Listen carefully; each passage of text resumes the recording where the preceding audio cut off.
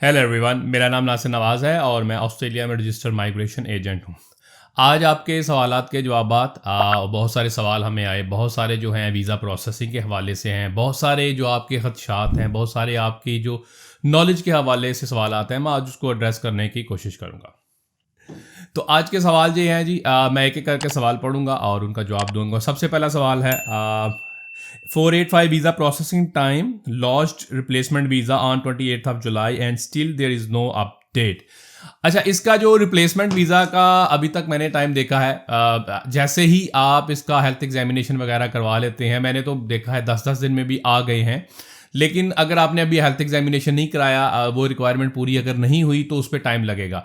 आप वैसे भी इसमें कोई जल्दी वाली बात तो नहीं होनी चाहिए। अगर ये ऑन शोर है तो ये ऑन शोर की मैं अब आपसे शेयर कर रहा हूँ कि आज जो जिन लोगों ने ऑन शोर अप्लाई किया हुआ है वो 10 दिन में भी आ गया, सब्जेक्ट टू कि आपने हेल्थ एग्जामिनेशन करा लिया। लेकिन अगर नहीं आया तो इसमें फ़िक्र की कौन सी बात है, आपके पास पहले ऑलरेडी है, आपके पास ब्रिजिंग वीज़ा है, सेम राइट्स आपको मिलते हैं और जैसे ही वीज़ा आपका आएगा तब से आपका टाइम स्टार्ट होगा। दूसरा सवाल है जी, ऑस्ट्रेलिया में कॉलेज सीओई और ऑफर लेटर क्यों नहीं इशू कर रहे, please tell me. Khubaib Shaikh. अच्छा, ये बिल्कुल आपका कंसर्न ठीक है। बहुत सारे कॉलेजेस यूनिवर्सिटी जो है ना वो जो ऑफर लेटर्स हैं वो लेट इशू कर रहे हैं, बहुत सारे सीओईज को लेट इशू कर रहे हैं। मिसाल के तौर पे वो स्क्रूटनाइज ज़्यादा करने की कोशिश कर रहे हैं। अभी इस टाइम ना बहुत एक अजीब सी सूरत हाल बनी हुई है। मिसाल जो चल क्या रहा है कि वीज़ा रिफ्यूज़ हो रहे हैं, ग्रांट हो रहे हैं, जल्दी जल्दी प्रोसेस हो रहे हैं। पहले जो लेट थे पिछली फाइलें वहीं के वहीं हैं, नई फाइलें जो हैं कपल ऑफ आवर्स के अंदर भी ऐसा होना शुरू हो गया है। मैंने बहुत सारे इंस्टेंसेस में देखा है कि अभी हेल्थ एग्जामिनेशन भी नहीं हुआ, बायोमेट्रिक्स भी नहीं हुए, पाकिस्तान के एप्लीकेंट्स की बात कर रहा हूँ, तो उनका रिफ्यूज़ल भी आ गया। अच्छा, ये कैसे पॉसिबल है कि केस ऑफिसर ने उसको रिफ्यूज़ल दे दिया जबकि दूसरी चीज़ें अभी कंप्लीट नहीं थी? तो ये बड़ा एक रिडिकुलस सी बातें चल रही हैं। इसीलिए शायद यूनिवर्सिटीज़ और कॉलेजेस जो हैं वो ज़्यादा अब केयरफुल होने की कोशिश कर रहे हैं कि हम ज़्यादा से ज़्यादा जो है इसको स्क्रूटनाइज करें केस को, ताकि रिफ्यूज़ल के चांसेस कम हो जाएं। तो ज़्यादा आमतौर पे प्रोवाइडर यही कर रहा होता है कि रिफ्यूज़ल के चांसेस को कम करने के लिए टाइम लगाता है। Hope I answer the question. Next question है जी, Assalamu alaikum sir, my question is that is it necessary to apply for skill assessment as well after getting a qualification assessment letter, because for the degree qualification assessment IELTS and any English proficiency test result is not required.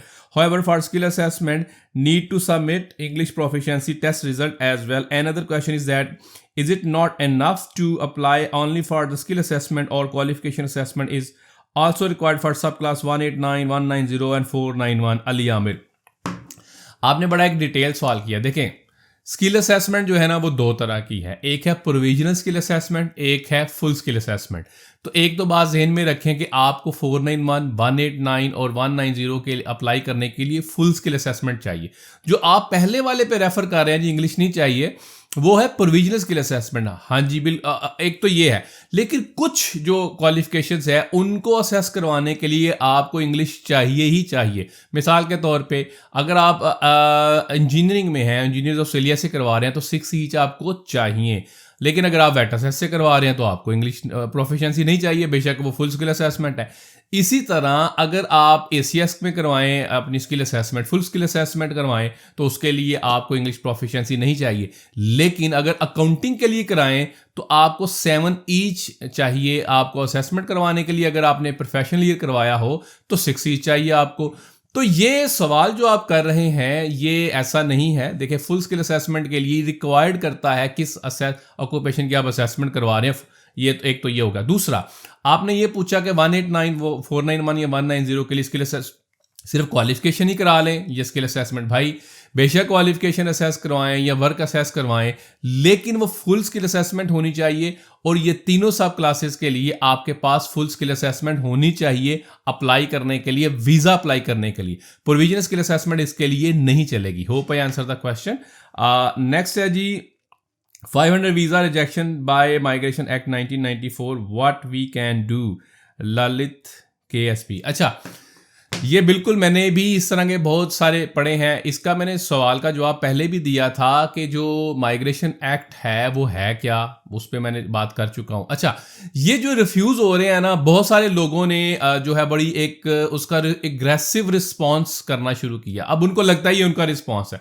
मिसाल के तौर पे visa apply किया, visa refuse हो गया, साथ ही अगले दिन जो है ना दोबारा वीज़ा अप्लाई कर दिया, फिर रिफ्यूज़ल लेके बैठ गए। भाई देखें, हो क्या रहा है कि डिपार्टमेंट ने ये गलती से किया, या डिपार्टमेंट ने इसको आपको लगता है अनफेयरली किया, या आपको लगता है डिपार्टमेंट ने मेरिट पे किया, इसका मतलब रिफ्यूजल ही होता है। यानी डिपार्टमेंट इसको रिफ्यूज कर चुका है। अब आपने नेक्स्ट कैसे जाना है?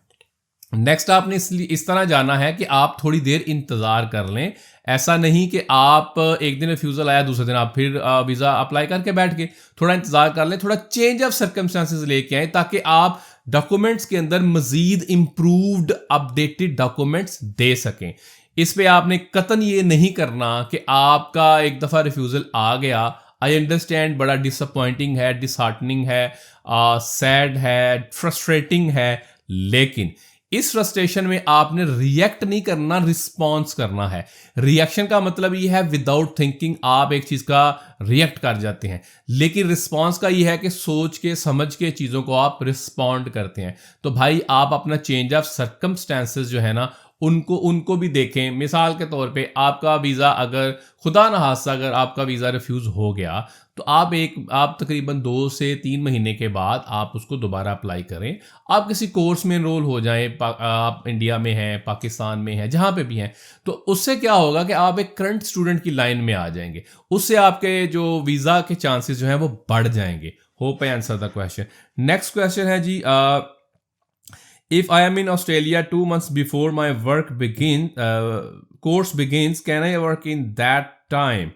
अच्छा जी, ये सवाल है जैन खान। बिल्कुल जी, अभी क्या है, आमतौर पे क्या है, आपके वीज़ा पे कंडीशन लग के आती है कि you can not work without the commencement of your study. ये बात बिल्कुल ठीक है, लेकिन इस टाइम 1 जुलाई 2022 से लेकर 30 जून 2023 तक आप काम कर सकते हैं without even commencing your course. ये है कंसेशन पीरियड।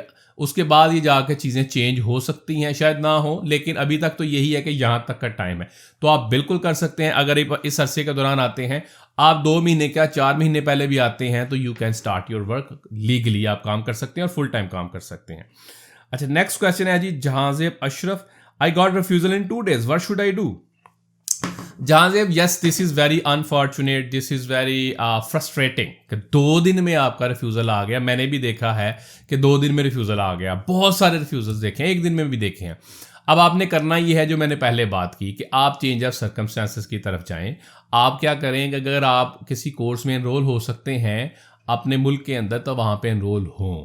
यानी अगर आपने इंटरमीडिएट किया है, बैचलर्स में एनरोल हो जाएं, बैचलर्स किया है, मास्टर्स में एनरोल हो जाएं, ताकि 3, 4, 5 महीने के बाद जब आप अप्लाई कर रहे हों तो आपके पास एक वो गैप को जस्टिफिकेशन की चीज़ आ जाए, और दूसरा आप जो है एक करंट जो स्टूडेंट्स है उसकी लिस्ट में आ जाएं। बहुत सारे लोग शायद इस तरह करें कि ठीक है जी, मैं काम जो है उसको जारी रखता हूँ, वो भी कर सकते हैं, लेकिन इंटरमीडिएट के बाद अगर आप 2020 के पास आउट हैं तो भाई आप काम को जारी करेंगे तो 2023 चढ़ने तक आपका 3 साल का गैप कंसीडर होगा। हो सकता है कि उस टाइम पे एडमिशन भी ना दे। तो कोशिश ये करनी है कि अगर आप इंटरमीडिएट के स्टूडेंट हैं, उसके बाद अप्लाई कर रहे थे, तो आप बैचलर्स में एनरोल हो। अगर बैचलर्स के हैं तो काम भी चल जाता है, लेकिन कोशिश करें कि आप मास्टर में एनरोल हो। Hope I answer the question. Next question है जी, sir can we make a video on recent 189 visa invites at low points like 65, 70? Is this a glitch or a lollipop from department? अच्छा, ये बड़ा एक ज़बरदस्त आपने सवाल किया। भाई ये लॉलीपॉप नहीं है, ये असली के इनविटेशन है। मैंने बहुत सारे फ़ोन ऐसे सुने हैं कि जो है लोग कहते हैं क्या ये असली है। अच्छा देखिए, हो क्या रहा है कि अब जो इतना फ्रस्ट्रेटिंग टाइम गुजरा है, हमें कोई चीज़ मिल भी जाए, हमें यकीन नहीं आ रहा होता कहीं मिल गया। मिसाल के तौर पे जिनका इनविटेशन नहीं आ रहा वो भी परेशान है, जिसका आ गया वो भी परेशान है। तो भाई ये बिल्कुल असली है, ऐसा ही है। 65 पॉइंट्स एलिजिबिलिटी क्वालिफाइंग पॉइंट्स होते हैं, इस पे इनविटेशन भी आए हैं। अगर आपका भी इनविटेशन आया है कंग्रेचुलेशंस, लेकिन इस पे ये है कि 65 पे आ सकता है। लेकिन आपका जो सवाल है ना, ये बड़ा मजे का सवाल था। Hope I answer the question.